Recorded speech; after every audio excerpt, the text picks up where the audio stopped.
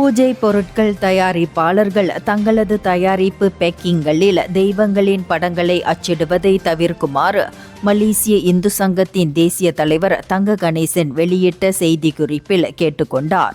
உதாரணமாக அகல், தீபம், குங்குமம், சந்தனம், சாம்பிராணி போன்றவற்றின் பேக்கிங்களில் தெய்வ படங்கள் அச்சிடப்படுவது ஒரு தவறான நடைமுறையாகும். மக்கள் அந்த பொருட்களை பயன்படுத்திய பின் அதனை தூக்கி எறிவதால் அந்த தெய்வ படங்கள் தரையில் விழுந்து அவமதிக்கப்படுகின்றன.